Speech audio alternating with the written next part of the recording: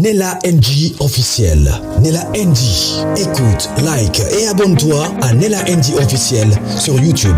Nella NG officiel. Pour l'actualité musicale congolaise, art et divertissement, écoute la voix d'or. Nella NG te dit toutes les vérités.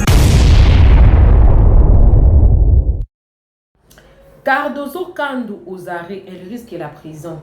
Pourquoi elle risque la prison? Ça fait 1 mois ou 2 mois maximum. Je ne pense pas que ça fait 2 mois. Ça fait 1 mois. Tu assistes qui na moto na réseaux sociaux. Batumi bale bazo swana. Cardozo na Maria Tumba. Bazo swana la nini. Muto asala ki Maria Tumba. BBL. Asala ki ango soki mabe soki abeta ki soki tonga. Bon,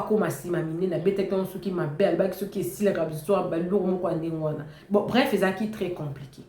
Et ça qui fait la vidéo moko est sur qui là qui oh tout le monde qui jeune fille ou influenceuse dans ça là qui engopé la bête qui est tonga mabe a sali a polissima.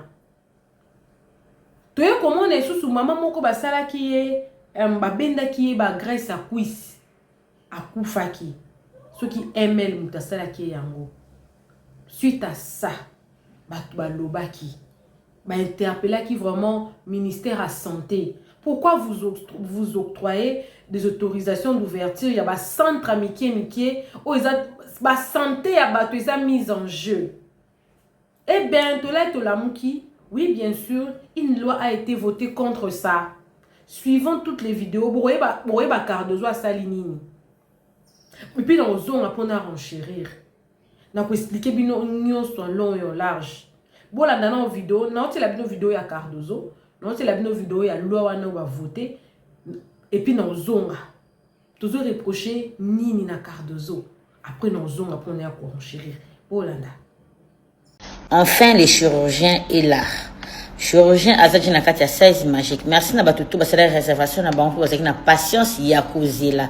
Docteur Aye déjà nakati ba service na biso to bakisi les sous service ya chirurgie. Donc BBL, rhinoplastie, liposuction, réduction mammaire, nous surtout écoute nakati ya 16 magique, bloc opératoire payé et Zali Bipa Iwapi boko lekana ba opération na bino.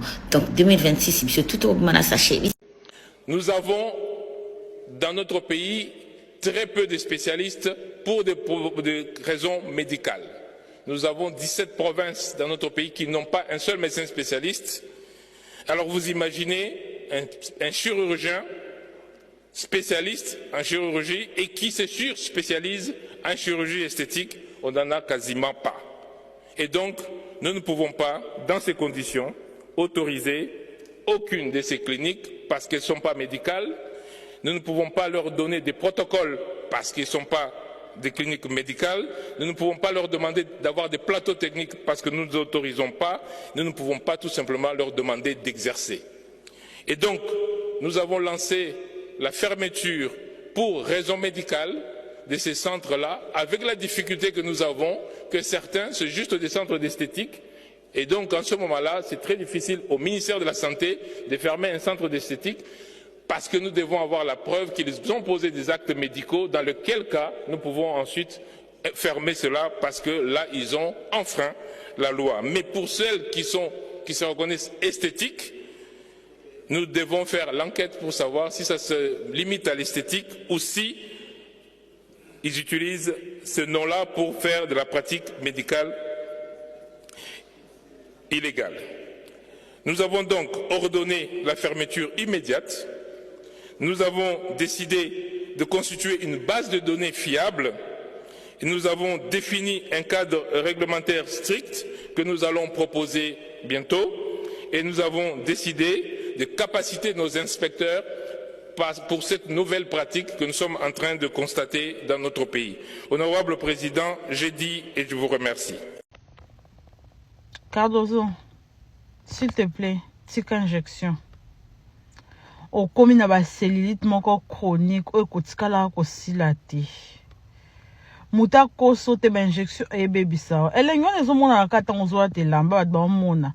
Même ko bine mi bali bako esuko supporter nzoto note comme une kiele.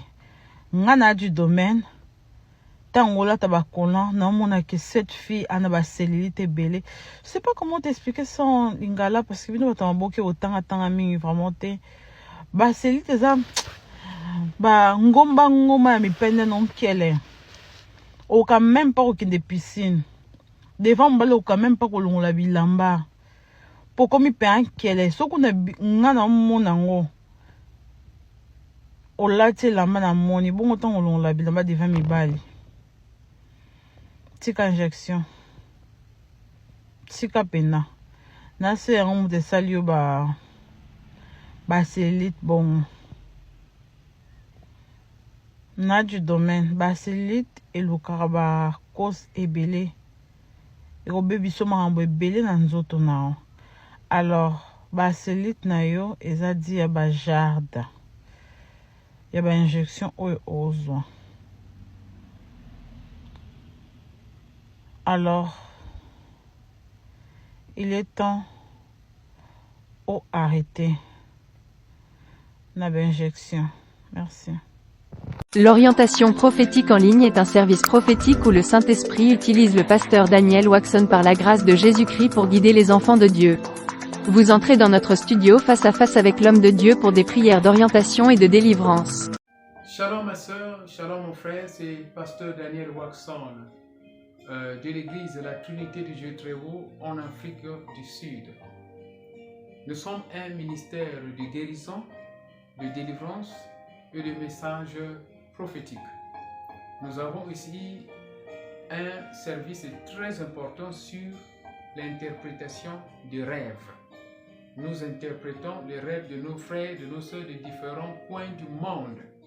Mon numéro de téléphone WhatsApp c'est plus 27 62 791 6167. Veuillez me contacter pour qu'on puisse prier ensemble. Que l'Éternel Dieu Tout-Puissant te bénisse. Shalom. Rendez-vous sur notre site www.jesuschristthehealer.com pour vous inscrire. N'oubliez pas que la distance n'est pas un obstacle. Jésus-Christ vous aime. L'interprétation des rêves et les prières de délivrance est un service prophétique qui déverrouille les messages cachés de Dieu à travers les rêves. Ne vous précipitez pas pour interpréter. Nous le répétons, l'interprétation des rêves et les prières de délivrance est un service prophétique qui déverrouille les messages cachés de Dieu à travers les rêves. Ne vous précipitez pas pour interpréter vos rêves, tout le monde ne peut pas interpréter prophétiquement ses rêves. Contactez un homme doué de Dieu. Rejoignez. À très bientôt. Bolandi ma vidéo nyonso. Bolandi on vraiment en long et en large. Cardozo a aussi la publicité. Ya motoye ko beta batu batonga. Na sima.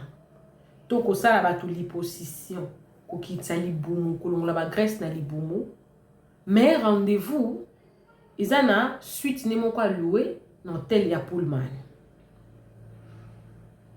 Ils n'ont même pas un bâtiment, que quand il y a un problème, tu peux aller là-bas. Mais ils ont un hôtel, il y a Pullman. On appelle ça comment? Des docteurs ambulants. Depuis quand la santé, comme ça on le commerce, docteur ambulant. Na moni yango kaka na Congo. Et puis, na Angola, d'ailleurs, tu as dit qu'ils allaient de façon frauduleuse parce que gouvernement angolais a télémélara makambwana. Dernièrement, tout le temps, on a ça qui fit moko injecteur qui est injection ya bangulu na sima. Sans injection. Je crois que c'est la deuxième chaîne là. Na hôpital a boya qui ko soigner. Tellement que le gouvernement a pékisi ba jeune fille. Batika ko kini ko zo injection wana bazo kate et comme ils sont causu yango ba créer pe loi non ba créer loi sika. Et ça qui sont aux yeux en gros, ils ont un risque de péril na yo moko. Sont aux yeux problème, bon soigner au thé. C'est pareil ici hein. Oui bien qu'en Afrique du Sud, ils ont ceux qui élanguent bandi winter, saison sèche et bandi. Bah quoi ça yo, qui ne cause tonga contre malili, contre grippe ou soit c'est protégé. Pour ceux qui maille côté na pour bon soigner au thé. Parce que bon comme on a combien de cas il y a bongo on a besoin de mettre des hôpitaux publics, ils seront toujours saturés. Il y a un avertissement bien avant. Qui a reçu tonga contre malili, ils ont une affaire à $10 aux yeux tonga na yo, ba pesa on a ba pharmacie nyonso, ba pesa ba pharmacie, vous avez moi médecin mon kaya kana ba zora ba rendez-vous, a pesa ba tonga contre malili. Dans l'hôpital public où des actes gratuits, ba tibele ba lingate pour des actes tellement full. Pourquoi on s'est protégé? Pour moi que so ba ti kabino bon so ko beli à moins que malade les a causé ou bien par exemple le tibère. Mais so ko beli maladie mo contre froid. Bon soignoté. Ils ont un risque de périr na yo moko. Ya moi la pe Angola et ça la bongo. Angola tellement que pekisi ba jeune fille ba tika ko ba tonga ba sima. Ba ont de façon frauduleuse ba tonga en désordre et comme que soké aussi problème na sima non tu dois payer beaucoup d'argent sinon té ba soigner au té na l'hôpital l'état ba soigner au té parce que ba si ba pekisa et puis ba tie ba loi. Et ba mesure wana ndé na bazu yango na Congo. Ba médecin chirurgien ba médecin ba chirurgien esthéticien bazali na poto ba chirurgien esthéticien bazali bazana ba mikanda oyo non chirurgie un médecin chirurgien un chirurgien aza oyo atangi médecine neti eza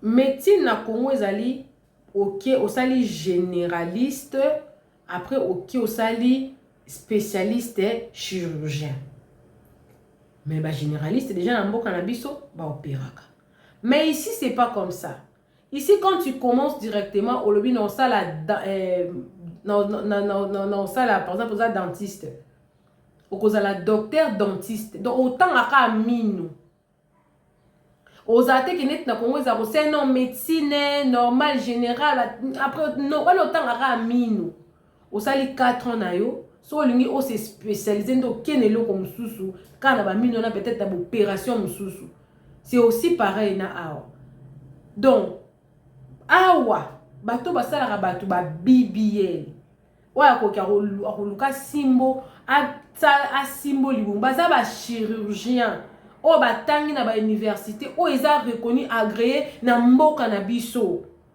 nde ba pesi bango ba azana diplômé aza médecin diplômé aza chirurgien nde aller au fongoli aux jusqu'au au fongola pas automatique té il faut autorisation à niveau à l'état pour fongola chirurgie na yo pour banda ko opérer bato ezaka procédure yango moni awa bo pito ezanzanga na tenisi zanga na Congo té très compliqué na Congo to somba susu somba antibiotique awa soko za na ordonnance à médecin té bo te que l'antibiotique té parce que c'est un danger pour la santé sikoyo Cardozo oazo jouer rôle influenceuse d'office parce que azali artiste et comédien oaza censé à éduquer masse ye a komisi nzoto ne kobai ye aza kobai bato basela ke ba test ya banzoto ya sima pe ko kitsa libumu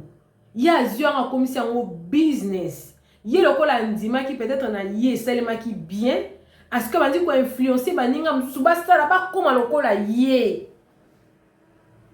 na ba médecin bato baza na expérience te na sepelaka na fiyo nani oyo oya Canada na bosani kombo na ya loba ngo Claire Abi naza médecin te naza dermatologue te nasali ka ba produit na ngai o eza agréé na ba dermatologue na ko kopesa avis na nga na po ya mutu po na mutu a yeba mafuta ni akoye kopakola par rapport ya po na ye mais na bato mususu aza dermatologue te asali pe médecine te masede aye akeka aye kolinde ni tonga o so pesa mutu netaza ngo ba injection fimo bona TikTok ba injection na yebi donc ko prononcer te et puis a otiongo pe ba injection yango il faut ko tiako tu prends ça et puis tu mets dans ton corps les dangers. Oui, bien, na bita bino no bita no moi brèchement. Oui, que ceux qui n'ont belate. okoyeba te que bonne santé eza grâce. Boye ba monte. Ceux dans le côté hôpital te. Au sein de ta 2, c'est les 24 heures quand l'hôpital. Et elle quoi cachot. Tout n'a vu ce bateau au côté hôpital hein. Au côté posant na zemi, aux ana ozui au sali tension, avant ba boti ça va fin du son 3 semaines au hôpital pas ça observer blood pressure et ça li colo. Il m'a dit que oui, donc à tout moment, hein, préclampsie, à tout moment tu peux partir. À tout, donc, bah médecin, bah zoya kozo blood pressure, je crois chaque 4 heures, bah zozo, oza maintenir na ba machine, bah ota la bana. Parce que oza na zime ma pas ça, blood pressure za likolo. Et bien préclampsie wana, bah c'est belé na Congo ba koufeli yango. Parce que bah médecin, bah on maîtrise en ôté. Tozo kamwa lelo to mona ka mwasa kende ko bota akufi. Mwasa kende ko bota boy akufi. Si ko yoza en bonne santé, oui. Au bota qui par exemple na césarienne, au kangi li bumute. Li bumuye mwa munene. Eza na mwasi mo boy, azo linga a complexe na vie no que soza li bumunene oza sou mwasi. Nga kout na bota li bumunanga kité comme un plan non. Chaque cicatrice c'est une histoire. Chaque liboumouné c'est une histoire. Nakala ba maman la biso pe ba botaka. Ba botaka ba 10 enfants, mi soupi ba kanga ko liboumou moi si ko zonga na ngozo dépendre na banzoto. Liboumou moi si ko zonga ezo dépendre mususu kutata kangi liboumundé liboumou ko kitate. Ezo dépendre na banzoto. Yango nakala ba maman bazaki olata ba jipon to ba gena kangi gene bien pour la telamba to ba gene za rematimo likolo e kangi mise moi taille. Je préfère encore ça que se tana dans des moi ça ote ko kufa cuisse nyonso pour alinga a diminuer cuisse. Maman ya bana 5. Toi tu as eu déjà 5 enfants. Dieu t'a fait grâce, OK maternité 5 fois. Mais tu veux diminuer tes cuisses pour plaire à qui? À cause de personnes comme des Cardozo. À cause de personnes comme des Cardozo, bah mis l'esprit wana, osa artistes et comédiens, osa la publicité ya BBL. Po yo po sali yango, muto alulango epa na yo. Muto alulango epa no kwa kendo sala. Ba ko kanga batu wana, po déjà ba hôpitaux wana déjà ba kangi yango. Loi est bimi. Il était vraiment temps. Et le monde a se plaint na Congo. Ceux qui ba zui décision et qui va décider vraiment que l'eau qu'on est à l'appliquer vous allez l'appliquer. Oui besoin na ba série moko na ba taxi ba toza hôtel malikolo libande mona ba 6000 et ça la souste hein à cause à momoko l'omoko pan mutako hôtel mais sous libande te d'ailleurs kit na kati bus 4 personnes liboso mutu moko ça la loi a été mise en place et puis makamwana zo appelé solution. Na zo espérer que makamwana ezo solution. Parce que c'est trop. Boli ko rendre ba complexé. Maman ozananda kunayo ozo kané la NG officielle. O le cas peut-être 2-3 fois na césarienne, libumune baby na forme. Sala sport, sala ba marche, la ta gene na yo. Soro lingola te lamba na omone ke libumune komona na luka ba kola wana o kangara libum parce que toi tu as besoin aux l'envie pour na bano boti bango na césarienne. Chaque césarienne, eza histoire on nzamba peso la belle histoire au boti bana.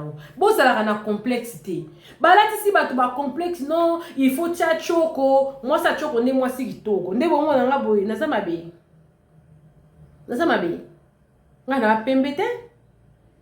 Na sa pembete. Bo milinga ndenge bozali ba maman. Tango sala moi ça na basi mususu ba lo ba oh, je l'ai fait parce que je veux me sentir bien. Non, parce que tu veux ressembler à une personne que tu n'es pas. Tu veux ressembler à une personne que tu n'es pas. Nde o sali yango. Po lolo beauté, le cas général ma cause ça va ça tout conseil à lobby. Na o conseiller te, mutuna na botité, asala ba BBL oh non. Ce qui se passe au Koufa, qui est na bana pour Bible, azape na bana 5 enfants au Koufi. Bana no 5 na boko la bango. Tomi lingaka. Toza na komi linga, soko milingi. Okomona combien kozala en bonne santé et sa grâce. Être en parfaite santé, c'est une grâce mes amis. Et sa grâce. C'est une grâce être en bonne santé. C'est une grâce. C'est une grâce. Alors, un peu de santé que tu as, garde ça aussi longtemps.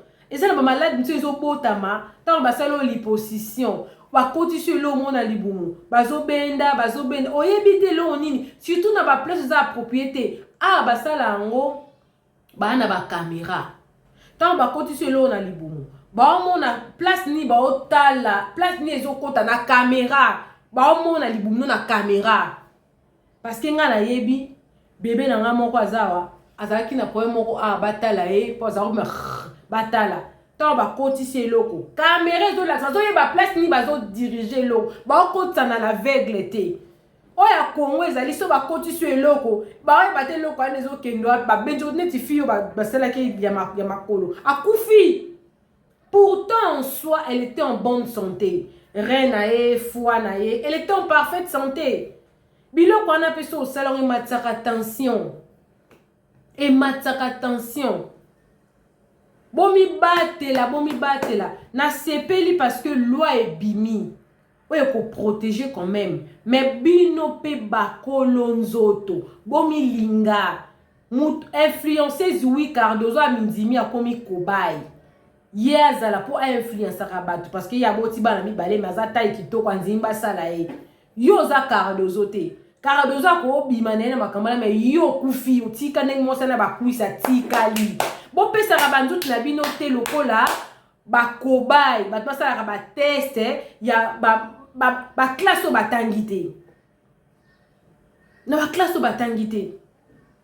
Ba tuba kima puisque tu ebe na Congo makambwane zalate.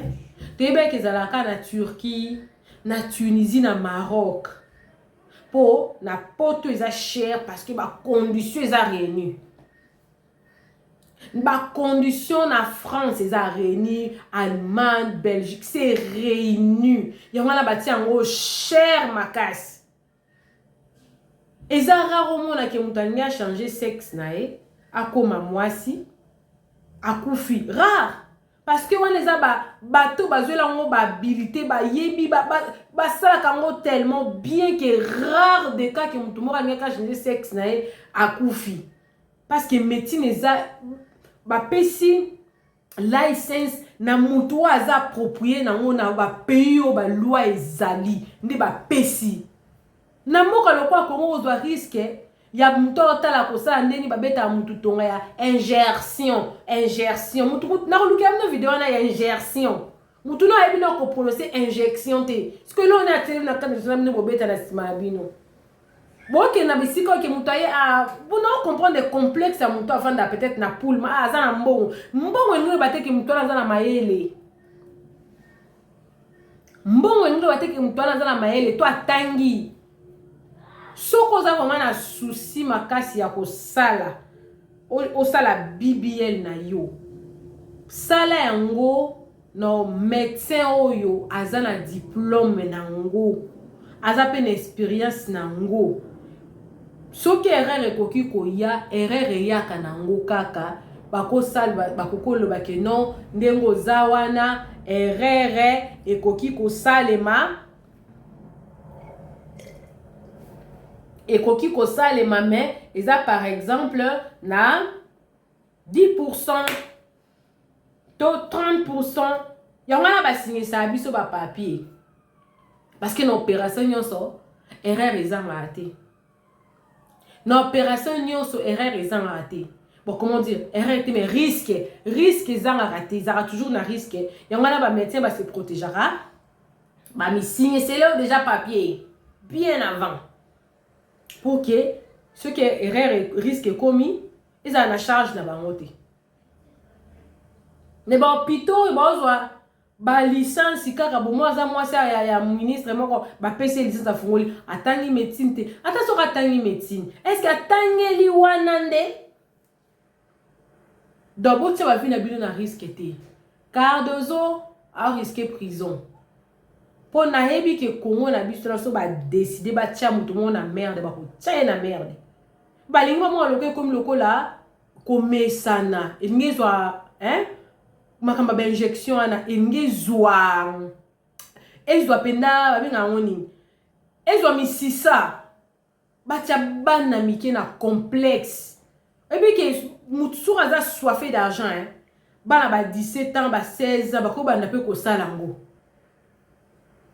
bako boya na bango ti pour la bango na système na bango bako la ki sote ke awa risque ezalo ko kipe ko kufa ba lobelo te mabe ya bato a Congo a lobelo te ke moni awa nde na sala boye risque ko zala et sala ba te risque ko te zate risque ko te zate tala kutu kazo basala ki yango libanda mboka mengai nde na corrige ki yango pour la soke wa libanda mboka kutu simba te me yenda corriger mais tant likambo ekomelo mama okeyo mona cimetière otiki mobali noto bana na yo otiki famille na yo bozala rabe égoïste te nde to vivara boye to vivaka pour na biso monter parce qu'il y a une personne qui m'aime énormément, je suis sa femme. Il y a une personne qui m'aime énormément, je suis sa maman. Il y a une personne qui m'aime énormément, il est mon parent. Donc tu ne vis pas pour toi. Il y a une personne qui m'aime énormément, c'est mon ami avec qui nous avons étudié, c'est mon ami d'enfance, c'est mon voisin. Il y a des personnes qui nous aiment, nous, pour qui nous sommes, qui nous aiment et que notre absence leur fera beaucoup de mal. Mais ils vont continuer à vivre leur vie without you. Donc, continue à vivre la vie na bango. Without you, you will die yourself and go to the grave. Yourself you will go. Be careful. Cardozo Ozare. Bako kangaye. Soka kote bako kangaye. Parce que médecin n'est wana sala na pullman. Azana ba mikanda propriété. Bolanda Cardozo. Un bon entendeur, Saline. Coucou à tous les Nélachus, les Nélakeurs, les Nélalove, bienvenue à tous mes nouveaux abonnés. C'est-à-dire que tu es nouveau sur ma chaîne. N'hésite pas à t'abonner, clique la cloche de notification, aimez la vidéo, commentez, surtout partagez la vidéo. Je vous laisse ici, mais je reviens avec une nouvelle vidéo. Que Dieu vous bénisse. Bisous, bisous. Bye. Enfin, les chirurgiens est là. Chirurgien Azadji Nakati a 16 magique. Merci na batutu basala réservation na banko basaki na patience ya kozela. Docteur Aye déjà Nakati ba service na biso to bakisi li sous service ya chirurgie. Donc BBL, rhinoplastie, liposuction, réduction mammaire, nous surtout écoute Nakati ya 16 magique, bloc opératoire payé et Zali Bipa Iwapi boko le kanaba opération na bino. Donc 2026 biso tout au mana sachet. Nous avons dans notre pays très peu de spécialistes pour des raisons médicales. Nous avons 17 provinces dans notre pays qui n'ont pas un seul médecin spécialiste. Alors vous imaginez un chirurgien spécialiste en chirurgie et qui se surspécialise en chirurgie esthétique, on n'en a quasiment pas. Et donc, nous ne pouvons pas, dans ces conditions, autoriser aucune de ces cliniques parce qu'elles ne sont pas médicales. Nous ne pouvons pas leur donner des protocoles parce qu'ils ne sont pas des cliniques médicales. Nous ne pouvons pas leur demander d'avoir des plateaux techniques parce que nous ne les autorisons pas. Nous ne pouvons pas tout simplement leur demander d'exercer. Et donc, nous avons lancé la fermeture pour raison médicale de ces centres-là, avec la difficulté que nous avons, que certains, c'est juste des centres d'esthétique. Et donc, en ce moment-là, c'est très difficile au ministère de la Santé de fermer un centre d'esthétique parce que nous devons avoir la preuve qu'ils ont posé des actes médicaux, dans lequel cas nous pouvons ensuite fermer cela parce que là, ils ont enfreint la loi. Mais pour celles qui se reconnaissent esthétiques, nous devons faire l'enquête pour savoir si ça se limite à l'esthétique ou si ils utilisent ce nom-là pour faire de la pratique médicale illégale. Nous avons donc ordonné la fermeture immédiate.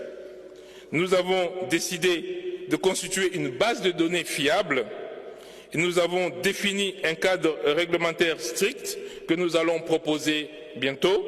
Et nous avons décidé de capaciter nos inspecteurs pour cette nouvelle pratique que nous sommes en train de constater dans notre pays. Honorable Président, j'ai dit et je vous remercie. Cardozo, s'il te plaît, tika injection.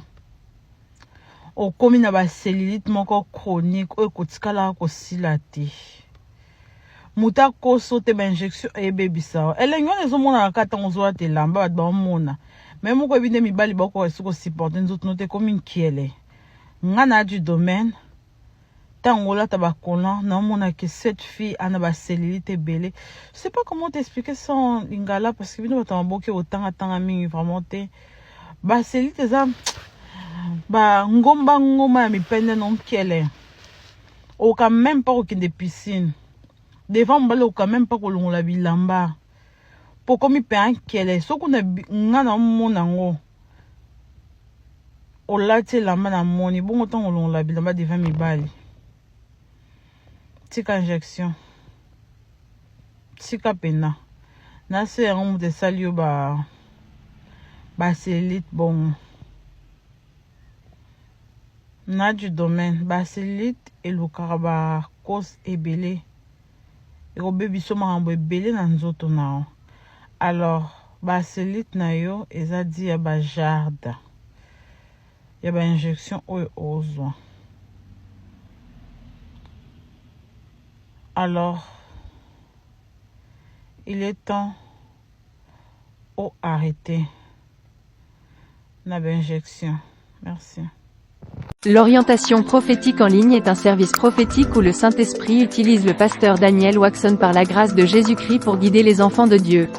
Vous entrez dans notre studio face à face avec l'homme de Dieu pour des prières d'orientation et de délivrance. Shalom ma soeur, shalom mon frère, c'est pasteur Daniel Waxon. De l'église de la Trinité du Dieu très haut en Afrique du Sud. Nous sommes un ministère de guérison, de délivrance et de messages prophétiques. Nous avons ici un service très important sur l'interprétation des rêves. Nous interprétons les rêves de nos frères, de nos soeurs de différents coins du monde. Mon numéro de téléphone WhatsApp c'est plus 27 62 791 6167. Veuillez me contacter pour qu'on puisse prier ensemble. Que l'Éternel Dieu Tout-Puissant te bénisse. Shalom. Rendez-vous sur notre site www.jesuschristthehealer.com pour vous inscrire. N'oubliez pas que la distance n'est pas un obstacle. Jésus-Christ vous aime. L'interprétation des rêves et les prières de délivrance est un service prophétique qui déverrouille les messages cachés de Dieu à travers les rêves. Ne vous précipitez pas pour interpréter. Nous le répétons, l'interprétation des rêves et les prières de délivrance est un service prophétique qui déverrouille les messages cachés de Dieu à travers les rêves. Ne vous précipitez pas pour interpréter vos rêves, tout le monde ne peut pas interpréter prophétiquement ses rêves. Contactez un homme doué de Dieu. Rejoignez. À très bientôt. Nella NG officiel. Nella NG. Écoute, like et abonne-toi à Nella NG officiel sur YouTube. Nella NG officiel. Pour l'actualité musicale congolaise, art et divertissement, écoute la voix d'or. Nella NG te dit toutes les vérités.